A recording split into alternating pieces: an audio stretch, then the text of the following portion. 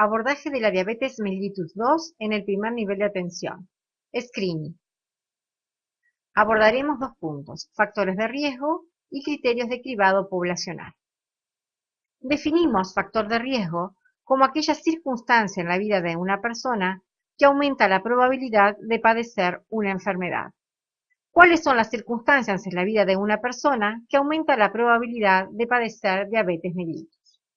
Bien, estos factores de riesgo son la edad mayor o igual a 45 años, tener sobrepeso o obesidad, ser sedentario, tener como antecedentes ginecológicos un síndrome de ovario poliquístico, haber padecido diabetes mellitus gestacional o haber tenido un feto macrosómico, ser portador de estadios prediabéticos, de dislipemias definidas como un HDL menor a 35 y o una hipertrigliceridemia mayor a 250 miligramos de decilitro, ser portador de hipertensión arterial, tener antecedentes personales de enfermedad vascular o antecedentes familiares de primer grado de diabetes mellitus 2. ¿De qué manera podemos detectar precozmente estos factores de riesgo en determinadas poblaciones? Siguiendo el modelo de Level y Clark, que ya explicamos previamente, distinguimos dos grandes etapas en la historia natural de la enfermedad. La primera etapa, donde existe un equilibrio entre la persona y el medio ambiente y se la considera sana, y la otra etapa, en donde se produce un desequilibrio y la persona enferma. A su vez, a esta etapa se la distingue o se la divide en dos subetapas.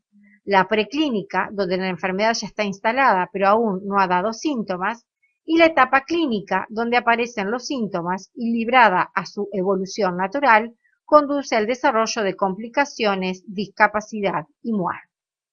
Las actividades de prevención destinadas a detectar la enfermedad en estadios preclínicos, o sea, en aquella etapa en donde la enfermedad ya está instalada pero aún no ha dado síntomas, se denomina prevención secundaria o screening o cribado o tamizaje.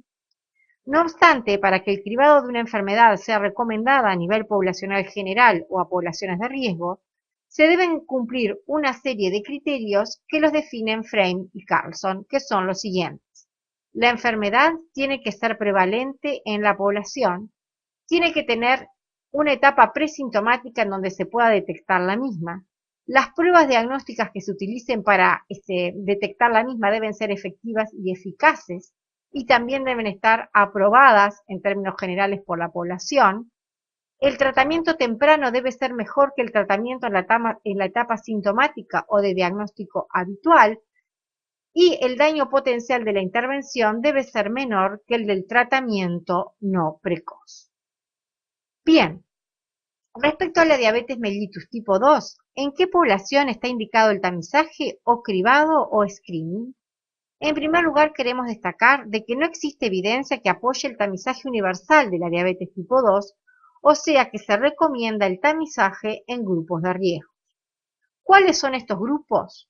Bien, son aquellos usuarios portadores de hipertensión, dislipemia, obesidad, diabetes gestacional o patología obstétrica como macrosomía, abortos a repetición o malformaciones, y estadios prediabéticos. ¿A qué edad se inicia el tamizaje en estos grupos? A cualquier edad. ¿Cuándo se repite el tamizaje en estos grupos si su resultado fuera normal? De forma anual. ¿Qué pasa con aquellas personas que no integran este grupo de riesgo? Bien, en esas personas el tamizaje está indicado a partir de los 45 años y de ser normal debe repetirse cada 3 años. ¿Cuál es el método más indicado para el tamizaje tanto en grupos de riesgo como los que no lo tienen al riesgo? Bueno, lo recomendado es la glicemia basal plasmática. No se recomienda la glicemia capilar como prueba diagnóstica en poblaciones de riesgo. O sea, que, en suma, el tamizaje de la diabetes mellitus puede arrojar tres resultados. 1. El usuario no tiene diabetes y por ende la glicemia basal se repetirá cada 3 años si no tiene factores de riesgo o de forma anual si sí los tiene. 2. El usuario tiene un estadio prediabético, ya sea una glicemia basal alterada o una intolerancia a la glucosa. 3. El usuario es diabético. Cómo seguiremos en estos últimos dos casos los veremos en las próximas semanas.